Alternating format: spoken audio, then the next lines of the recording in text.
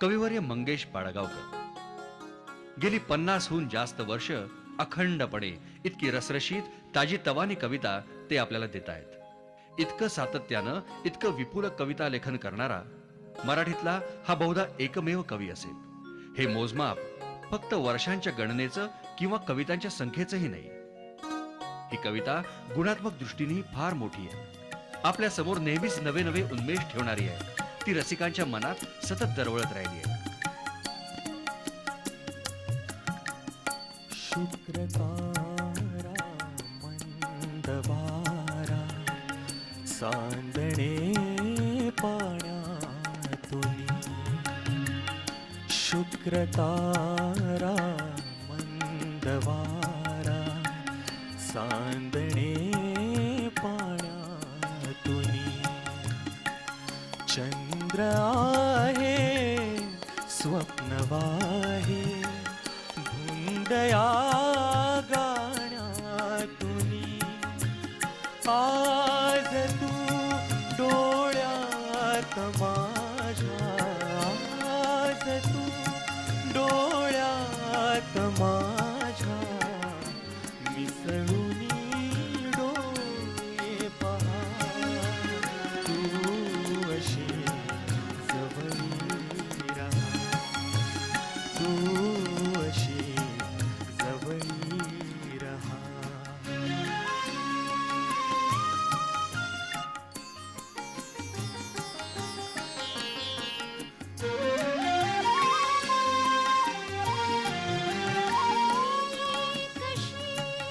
शब्दात सांगू भावना माझ्या तुला. मी कशी शब्दात सांगू भावना माझ्या तुला. तू तुझा समजून घे रे लाजणा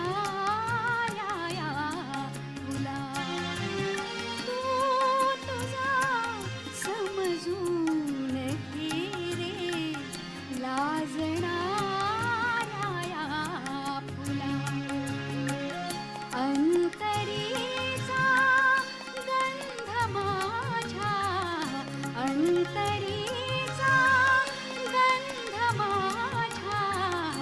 आज तू पवना वहा, तू असा जवळी रहा, तू असा जवळी रहा.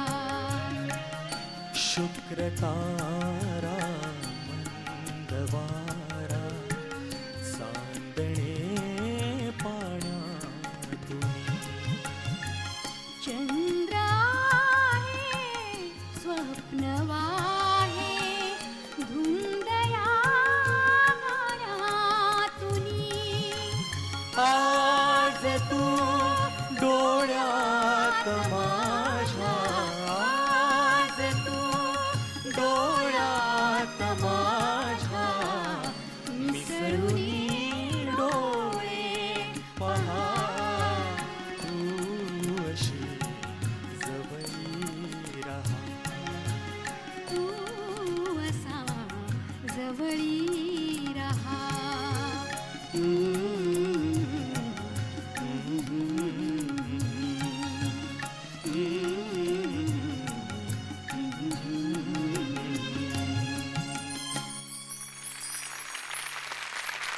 पाडगावकरांनी कविता या प्रकारावर जीव तोडून प्रेम केलं. सर्व प्रकारच्या कवितेला ते आयुष्यभर सन्मुख राहिले.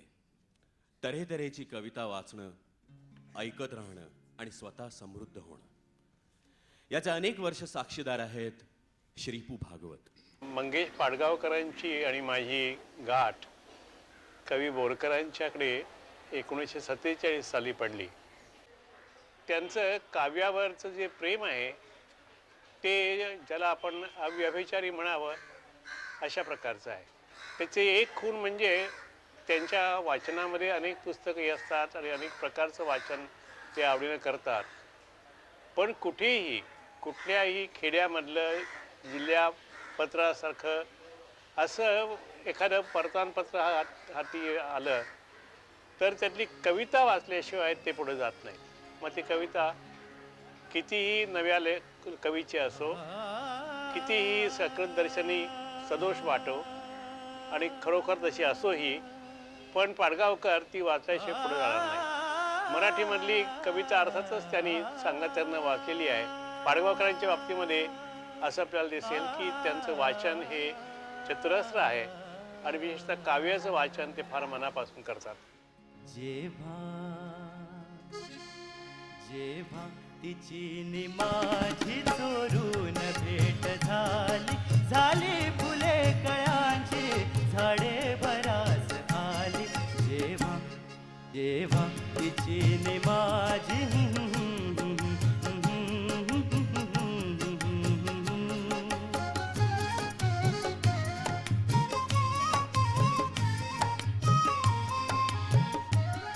दुरातल्या दिव्यांचे मणिहार मांडलेले, दुरातल्या दिव्यांचे मणिहार मांडलेले, पाण्यात चांदण्याचे आभाळ सांडलेले, पाण्यात चांदण्याचे आभाळ सांडलेले. कैफात काजव्यांची खनपालकी निघाली, झाली फुले कळ्यांची झाडे भरास आली. जेव्हा जेव्हा तिची नि माझी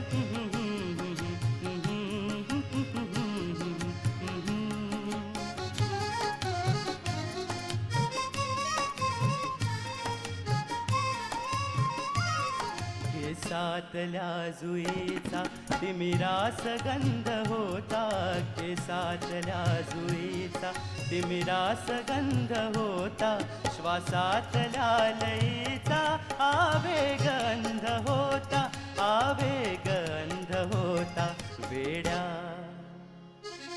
वेड्या समर्पणाची वेळी मिठी मिळाली, झाली फुले कळ्यांची झाडे भरास आली. जेव्हा तिची नि माझी चोरून भेट झाली फुले कळ्यांची झाडे भरास आली. जेव्हा तिची नि माझी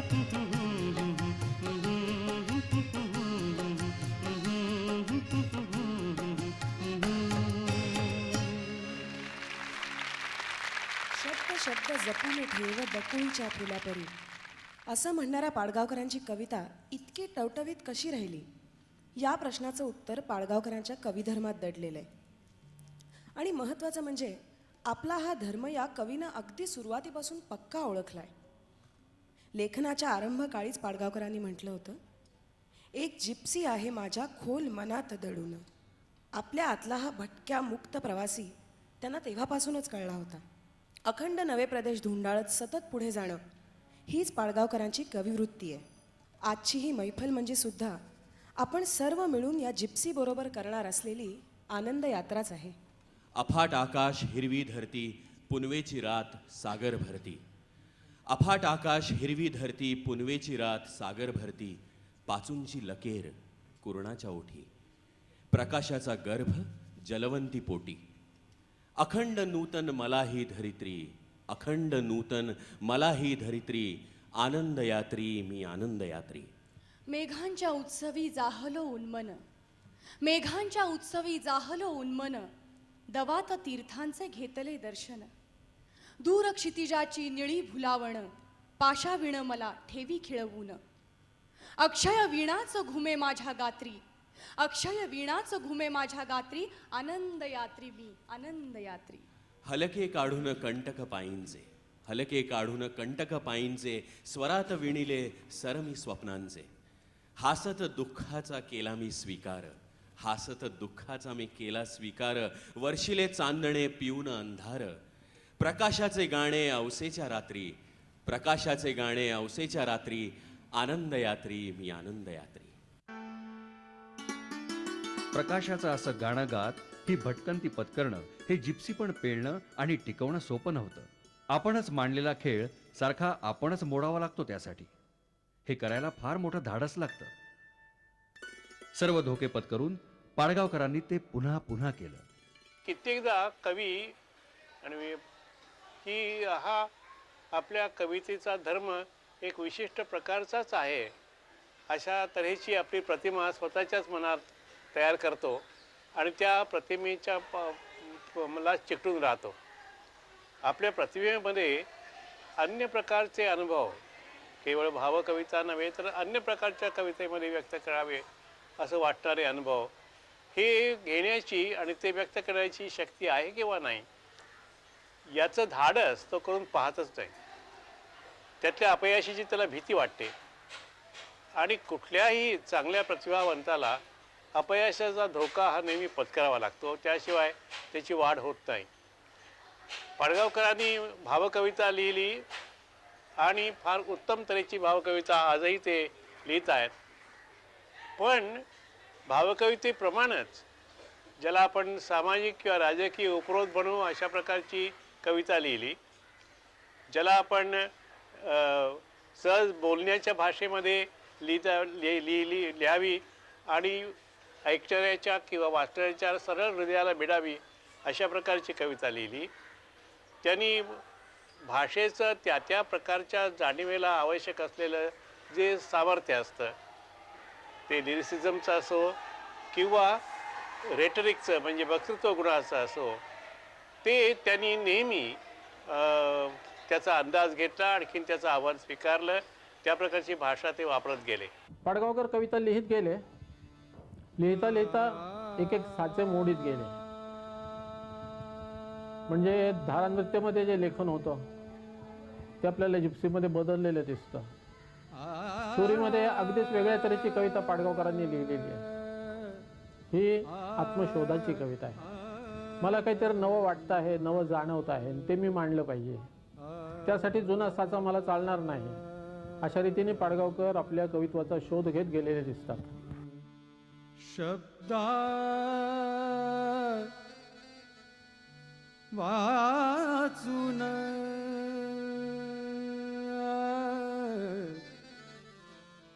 शब्दा वाचून कळले सारे शब्दांच्या पलीकडले शब्दांच्या पलीकडले शब्दा वाचून कळले सारे शब्दांच्या पलीकडले प्रथम तुला पाहियले आणिक घडून येते घडले हे घडून येते घडले शब्दा वाचून कळले सारे शब्दांच्या पलीकडले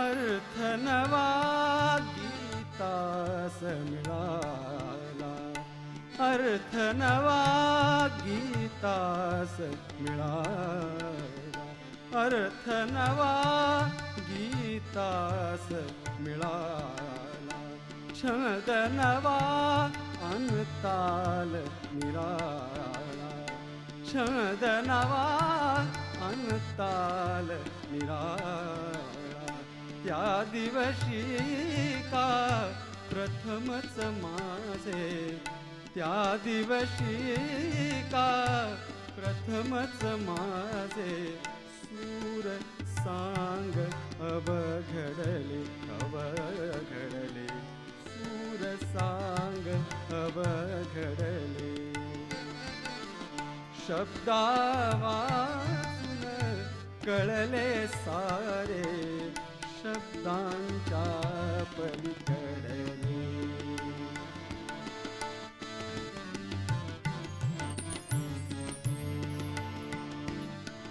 आठवते पुनवेच्या रात्री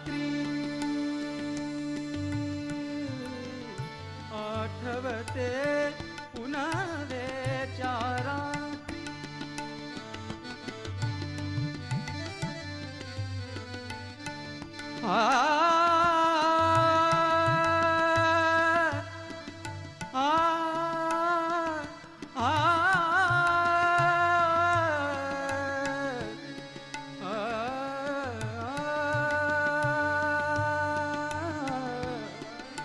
आठवते पुनवेच्या रात्री आठवते पुनवेच्या रात्री लक्षचंद्र विरघळले गात्री लक्षचंद्र विरघळले गात्री लक्षचंद्र विरघळले गात्री मिठीत तुझिया मिठीत तुझिया मिठीत तुझिया मिठीत तुझिया ह्या विश्वाचे मिठीत तुझिया ह्या विश्वाचे रहस्य मज उलगडले उलगडले रहस्य मज उलगडले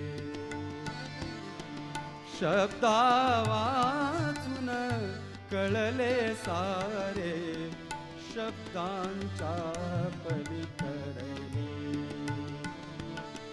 प्रथम तुला पाहियले आणिक घडू नये ते घडले ते घडू नये ते घडले शब्दा वाचून कळले सारे कळले सारे कळले सारे शब्दांच्या पली